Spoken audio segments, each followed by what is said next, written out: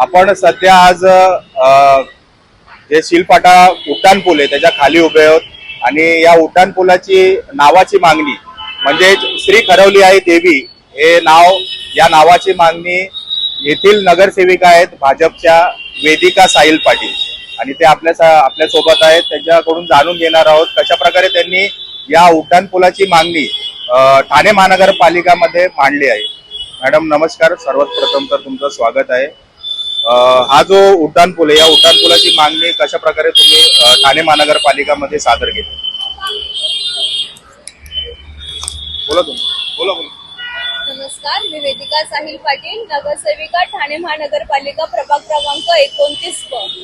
आज आपण शिलपाटा परिसरात उभे आहोत. शिलपाटा येथील श्री खरवली देवी मंदिर हे नागरिकांचं जागरूक स्थान आहे, श्रद्धास्थान आहे आणि त्या श्रद्धास्थानाच्या सन्मानार्थ या शिलपाटा येथील उड्डाण पुलाला श्री खरवली देवी आई उड्डाण पूल हे अधिकृत नाव मिळण्याची मी मागणी केली आहे. इथे फक्त या परिसरातीलच लोक नव्हे तर ठाणे, कल्याण, डोंबिवली आसपासच्या परिसरातील अनेक नागरिकांच्या भावना आहेत. ऐतिहासिक वारसा आहे त्या मंदिराला आणि ऐतिहासिक वारसा भावना नागरिकांच्या जोपासण्यासाठी तसेच ह्या परिसराला ऐतिहासिक दृष्टिकोनातून सुद्धा महत्व मिळण्यासाठी उड्डाण पुलाला श्री खरवली देवी आई उड्डाण पूल हे नाव देण्याची आम्ही मागणी केली आहे.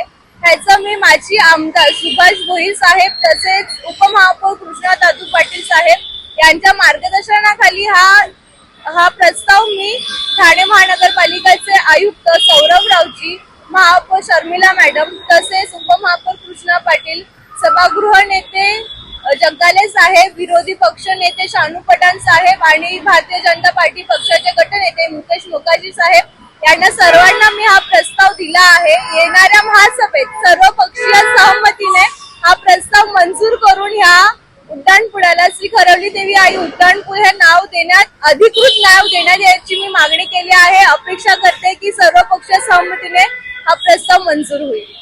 मॅडम पाहिलं तर हा जो उड्डाण पूल आहे या उड्डाण पुलाच्या म्हणजेच मेन हा मानला जातो कारण की इथून नवी मुंबईलाही रस्ता जातो, दिवाला जातो, परत पाहिलं तर कल्याण फाट्या मार्गे आपण डोंबिवली, कल्याण अशा ठिकाणी जाऊ शकतो. तर या ठिकाणी पाहिलं तर महत्वपूर्ण ही म्हणजे ट्रॅफिकची समस्या ही खूप महत्वपूर्ण या ठिकाणी समस्या आहे आणि या ठिकाणी पाहिलं तर एक सिग्नल देखील लावण्याचा प्रस्ताव तुमच्याकडून मांडण्यात आलाय का? हो, आम्ही मागीलच महासभेत यावर आवाज उठवला कारण की गेल्या अनेक वर्षांपासून आमचे नागरिक ट्रॅफिकला फेस करतात आणि असं आहे की ही समस्या सुटतच नाहीये नागरिकांची. तर मी मागच्या महासभेमध्ये सिग्नलसाठी प्रस्ताव मांडून आवाज सुद्धा उठवलाय की सिग्नल लवकरात लवकर व्हावे. तर त्यांनी मला 2 महिन्यांचा टाइम दिला होता. सतत त्यांचा पाठपुरवठा घेऊन आज तुम्ही बघणार इथं सिग्नल यंत्रणा बसवण्याचं काम देखील सुरू झाले.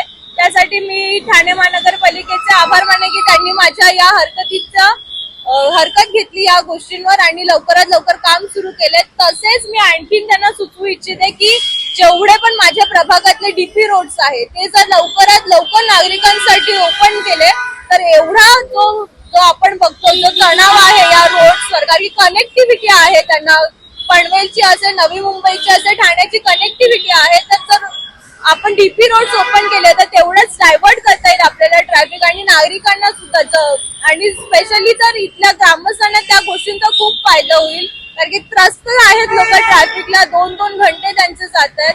बघूयात आता सिग्नल्स लावून किती फरक पडतोय त्यांना. मॅडम तिसरा प्रश्न नेमका असा आहे की येथील जे श्री खरवली आई देवीचे भक्त आहेत, नागरिक आहेत, त्यांना तुम्ही काय आवाहन करणार आहेत की असा जो ब्रिज उड्डाण पूल आहे त्याचं नाव श्री खरवली आई देवीच्या नावावर ठेवण्याचा प्रस्ताव तुमच्याकडून मांडण्यात आला, तर त्यांना काय आवाहन करणार आहे?